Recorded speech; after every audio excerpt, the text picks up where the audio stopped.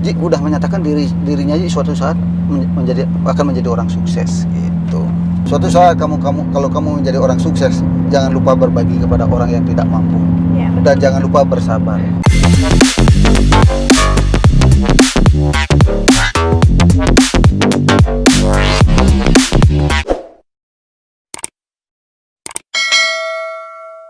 Halo Sobat Aji, jadi hari ini Amel berkesempatan nih untuk tanya-tanya nih. Kayak sebagai Amel juga sebagai pengusaha muda yang masih mencoba merintis, supaya Aji bisa memberi motivasi nih buat Amel dan buat teman-teman juga yang di rumah gitu. Nanti juga Aji boleh nih tanya-tanya balik sama Amel gitu. Nama Aji, asli Aji siapa sih? Kan Amel taunya kenalnya Aji Krisna gitu terkenalnya. Nama Aji itu nama lengkapnya Gusti Ngurah Anom. Gusti Ngurah Anom. Nama panggilannya dulu Cok. Cok ya. Nah, karena punya Cok konveksi. Sekarang orang manggilnya Aji Cok Krisna. Oh, Aji Cok Krisna. Karena punya Cok konveksi dan Krisna. Aslinya Aji adalah dari Gianyar. Lahirnya Ji adalah di Bali Utara. Nah disitulah Ji setiap hari bantu orang tua, bantu ibunya Ji pagi jam 4 bantu jualan jajan di pasar. Kayak gitu ya. Ji lebih banyak bantuin di kakek juga kan. Nah karena waktu kecil Ji tinggalnya sama kakek lebih banyak. Pokoknya mimpinya Ji punya sepeda aja udah syukur gitu. 3 tahun jalan kaki, akhirnya tamat SMP, sempat melanjutkan sekolah pariwisata. Sesederhana itu ya dulu mimpinya Aji ya. Tanpa seizin orang tua, tanpa uang saku, hanya pakaian secukupnya Aji meninggalkan kampung halaman. Nah kebetulan di kampungnya Aji kan ada biasanya kirim buah ke Jawa Bali ya. Nah disitulah sampai Aji menumpang truk. Itu Aji umur berapa tuh Ji? Kurang lebih 17 tahun. Nah begitu Ji diturunkan di terminal Lubuk, Ji mulai berpikir kalau Ji melewati jalan raya nggak mungkin dapat makan. Terus Aji lewat mana? Dengan pertimbangan itulah akhirnya Ji memutuskan menelusuri sungai. Kenapa melewati pematang sawah atau sungai? Paling tidak cari untuk makan hari itu masih bisa. Contoh makan buah, nyari buah, pepaya atau apa. Air kan air yang kita cari itu kan enggak susah, kan masih banyak mata air. Nah, dengan terpaksa Ji harus mencuri gitu. Artinya kan demi kebutuhan untuk perutnya Ji, isi perutnya Ji, terpaksa Ji mencuri buah yang ada di pematang sawah itu. Perjalanan 5 kilo, akhirnya Ji tembus di daerah Sanur.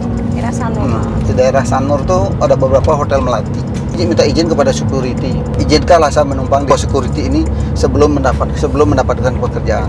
Dan hari pertama yang Ji lakukan di situ, karena Ji numpang sama di hotel itu kan, otomatis Ji harus punya inisiatif membersihkan halaman parkir dan kebun hotel tersebut. Tidurnya Ji di pos security itu dengan beralaskan bantal bataku. Hari kedua Ji nyuci mobil jam 12 sampai jam 3, jam 3 Ji istirahat sampai jam 7, jam 7 Ji bangun nyamperin yang punya mobil. Nah begitu Ji bilang, Om saya yang cuci mobilnya. Nah di hari kedua itu sampai seterusnya selama 2 tahun penghasilan Ji per hari 2.000 sampai 5.000 per hari. Per hari. Ya. Nah begitu Ji merantau ke Denpasar atas inisiatif Ji sendiri tanpa disuruh oleh siapapun, penghasilan Ji 2.000 sampai 5.000 per hari. Ji udah menyatakan dirinya Ji suatu saat akan menjadi orang sukses gitu.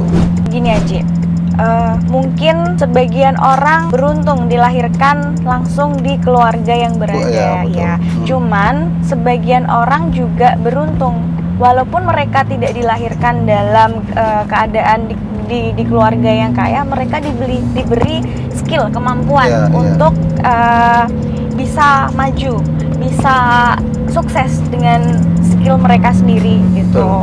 Awal kesuksesan Aji bisa membangun Krisna oleh-oleh ini gimana sih dulu Aji ceritanya? Sebenarnya Ji lanjut ya perjalanan tadi ya. Nyuci mobil selama 2 tahun Ji bisa menyisihkan tabungan senilai 150.000.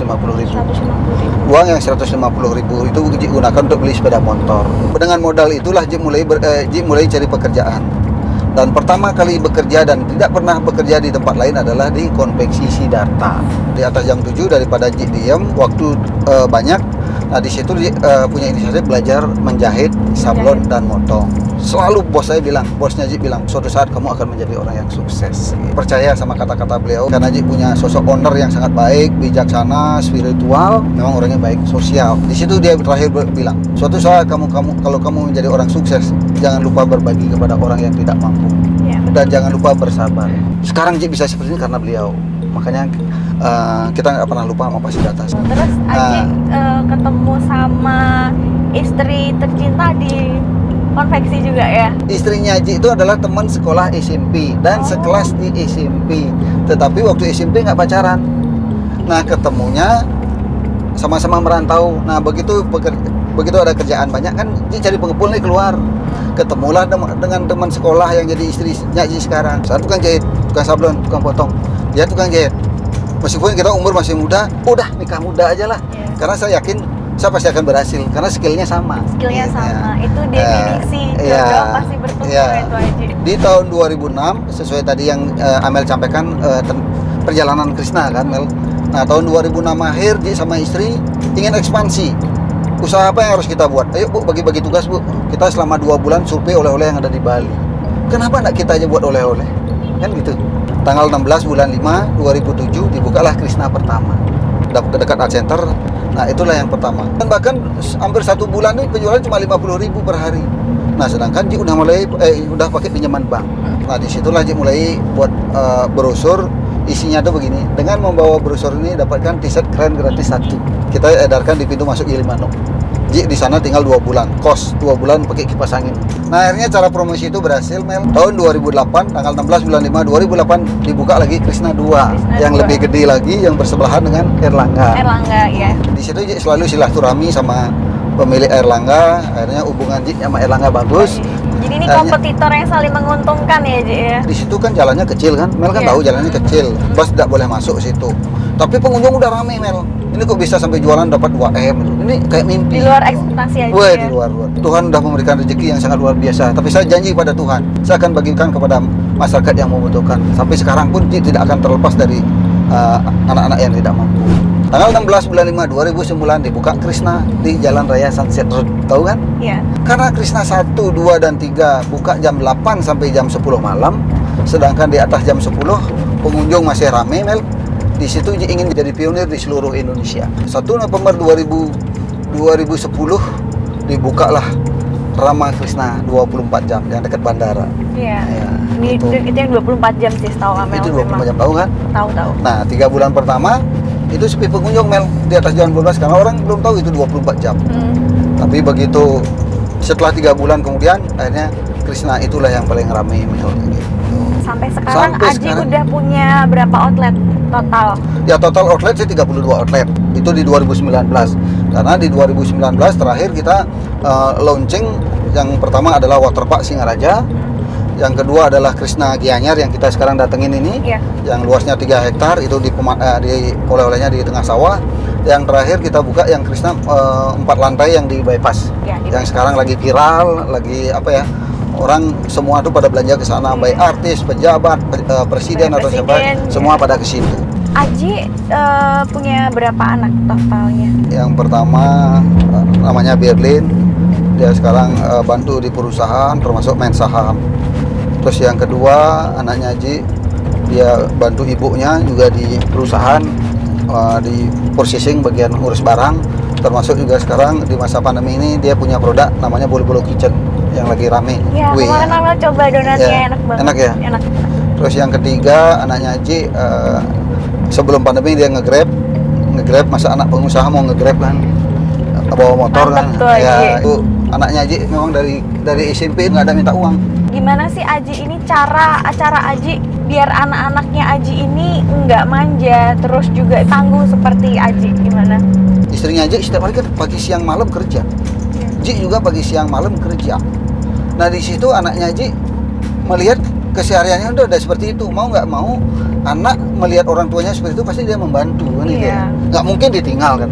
Ya nggak mungkin ditinggal. Nah disitulah akhirnya anak-anak melihat Ajinya, ibunya setiap hari bekerja. Anak-anak mau nggak mau malu dia diam gitu lah.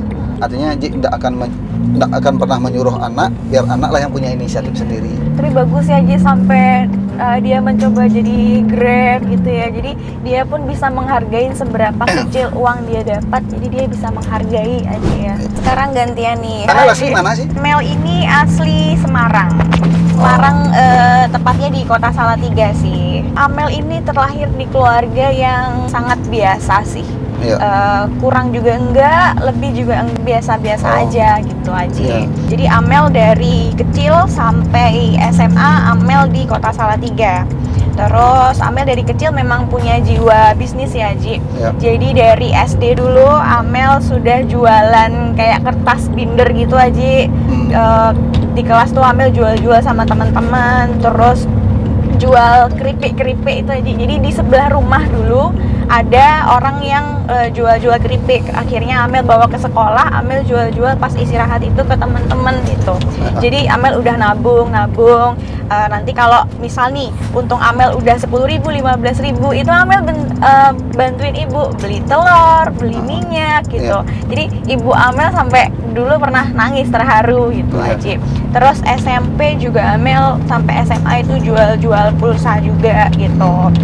Nah, perlu Aji tahu dan teman-teman tahu juga. Jadi Amel ini terlahir di keluarga yang nggak lengkap. Jadi bapak sama ibu itu sudah pisah dari Amel kelas 2 SD kalau nggak salah. Dari nol susah seneng sama ibu. Kita nggak punya rumah, jadi kita kontrak di suatu tempat. Nanti kontraknya habis, kontraknya naik, kita kontrak lagi di tempat yang lebih murah gitu. Amel masa kecilnya Amel ini sudah ikut ibu ke pasar Haji. Jadi kalau anak-anak kecil tuh yang lainnya main di rumah, Amel enggak sih. Jadi lebih sering diajak ibu ke pasar. Terus akhirnya Amel tahun 2013 itu Amel kuliah ke Bali. Karena Amel masuk Bali 2013. Iya, jadi dari 2013 sampai sekarang Amel ke Bali. Iya. Nah, Amel lulus S1 itu tahun 2017. Dari SMA sampai sekarang Amel udah nggak pernah minta uang lagi sama ibu gitu. Tapi yang Ji denger, yang Ji tahu, yang kemarin Ji udah nyoba, ada Healthy Channel. Itu gimana sih ceritanya tuh? Nah, Healthy Channel ini pertama Amel bikin ini sebenarnya nggak sengaja. Awalnya coba-coba. Coba-coba karena Amel kalau minum susu itu pasti jerawatan aja, kayak alergi gitu. Ya. Nah, Amel membuat gimana caranya aku bisa minum enak ya. Sedangkan teman-temanku ini minum boba, minum susu itu nggak ada alergi sama sekali. Nah, akhirnya Amel membuat untuk diri Amel sendiri dari sari almond, sari soya, sama organic brown sugar. Itu Amel buat jadi semirip mungkin sama boba gitu.